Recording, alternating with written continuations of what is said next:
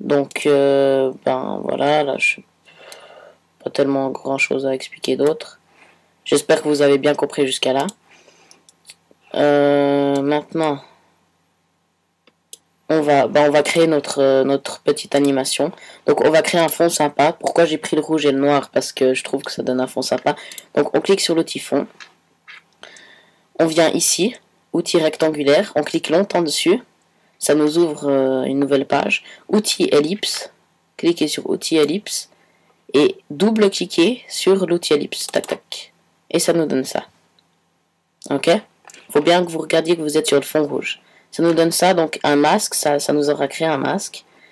Et le masque est trop brut, à mon avis, donc ça fait pas très joli. Donc on reclique là-dessus. On va, donc je me mets, si vous êtes comme ça, on réouvre les paramètres. Et là, on a vu qu'il y avait un nouvel... Avant, il y avait juste transformé. Maintenant, il y a en plus masque avec. Donc on clique sur l'outil masque. On clique masque 1. Donc c'est notre masque. Et là, on voit de nouveau des paramètres qui sont verts, mais c'est sur l'outil masque. Donc on a le contour progressif, le tracé du masque, l'opacité du masque et je sais pas comment. Je sais pas qu'est-ce qui est. Je pense l'expansivité du masque, en fait, c'est ça. Donc, alors, je vais vous montrer. Le tracé du masque, on le fera plus tard, parce que ça, c'est après.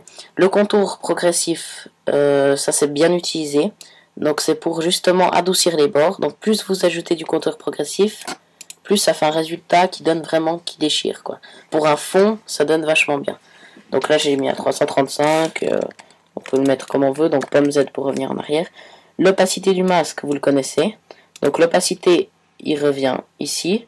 Ou bien, il est là, transformé. C'est la même opacité. Sauf que cette opacité, dans l'outil transformé, c'est l'opacité de tout le solide. Tandis que l'autre, c'est l'opacité juste du masque. Mais là, on ne verra pas de différence. Et le dernier, c'est ceci. Vous voyez la différence, donc ça fait plus petit, plus grand. Z. Donc là, on se met... on n'a pas besoin de rajouter une clé. On va juste rajouter du contour progressif sans clé. Comme ça, si on lance l'animation, ça bouge pas. C'est toujours comme ça. Voilà. Maintenant, on ferme les deux fonds. On fait clic droit, créer un nouveau texte.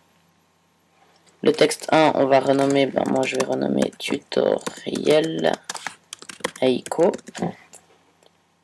Ok. Donc pour le sélectionner, vous le balayez. Vous allez dans l'extérieur, vous voyez la flèche apparaît. Donc parce que ici vous ne pouvez pas le bouger, mais si vous allez dans l'extérieur du texte, vous pouvez le bouger où vous voulez. Donc on le met au milieu. Vous voyez le point d'ancrage, il est là. Le point d'ancrage juste là, en dessous du E. Donc on le met là. Après on sélectionne à côté. Cette fois on a tuto écro. Et si on lance l'animation, ça nous fait ça. Donc ça nous fait absolument rien. On aimerait avoir un changement, quand même, quelque chose.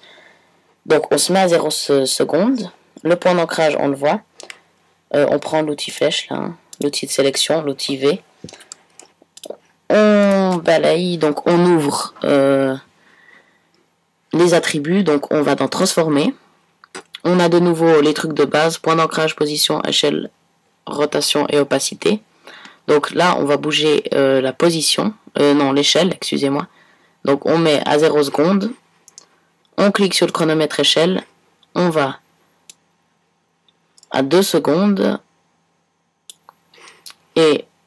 excusez-moi, on revient à 0 secondes. On revient à 0 secondes pour bien voir que on est sur la même clé. Ici, c'est en doré. La clé est sélectionnée, tandis que si on va ailleurs, il n'y a plus. Donc, on se remet à 0 secondes. On va le plus haut possible, l'échelle. On va la mettre la plus grande possible.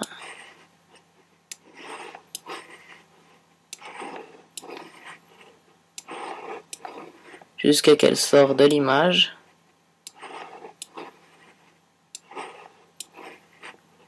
Voilà.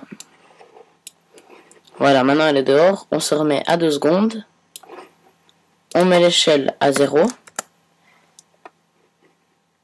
Peut-être un peu plus grand. Donc à 2 secondes, on la met à 100, à 100%, logiquement, excusez-moi. Et là, on voit la différence. Donc ça nous fait ça. Cliquez sur la barre d'espace et ça nous aura fait une animation assez sympathique. Donc, tutoriel Eiko.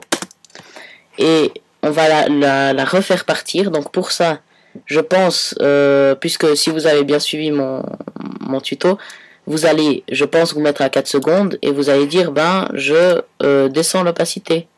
Pas l'opacité, l'échelle. Et je mets jusqu'à qu'on ne le voit plus. Eh ben non, là c'est le problème. Pourquoi? Parce que je pense dans votre tête, vous allez penser que là, il va se stopper un petit moment et il va repartir. Et non, justement parce qu'on n'a pas dit After Effects qu'il fallait qu'il se stoppe à 2 secondes, qu'il reste un petit moment et après qu'il reparte. Donc moi j'ai pensé comme vous. Donc vous recliquez sur la barre et ça vous donnera ça. Donc c'est pas du tout joli. Donc on va dire, donc on enlève cette clé. On dit qu'il faut rester, donc on dit à After Effects qu'il faut rester jusqu'à, ben on se met à 3 secondes. On dit After Effects, donc on lui ajoute une clé vide, c'est ici. Donc on clique, ajouter une clé. On clique là et ça nous aura ajouté une clé simple, une clé vide, rien. Donc il n'y aura rien dedans. Donc là on voit, tac, il se stoppe. Et on va cette fois à 4 secondes. Et on descend l'échelle. Et on peut aussi créer une opacité. Donc on se remet ici, on crée opacité à 100%. On le remet à 4 secondes et on le descend à 0. Et voilà, et ça nous aura donné une animation simple. On clique sur prévisualisation. Tac, et hop. Voilà. Donc j'espère que vous aurez bien appris. Donc je vais en faire vraiment plusieurs. Donc ça c'était vraiment basique. J'espère que ça vous a plu. Et puis demandez-moi si vous avez des questions aussi pour des thèmes d'After Effects, si vous voulez savoir comment faire une explosion, un tir de fusil, un sabre laser comme dans Star Wars. J'ai beaucoup de choses que je peux vous apprendre. Donc moi ça me fait vraiment plaisir. Mettez vos commentaires, dites-moi qu'est-ce que vous en avez pensé. Envoyez-moi des mails si vous avez des questions. Et puis j'espère que ça vous a plu. Donc le résultat il donne assez bien. Donc pour plus de détails je referai des tutos. Je veux pas que le tuto soit trop long, donc je vais arrêter là. Et merci à tous pour l'avoir regardé. Merci beaucoup, bonne journée.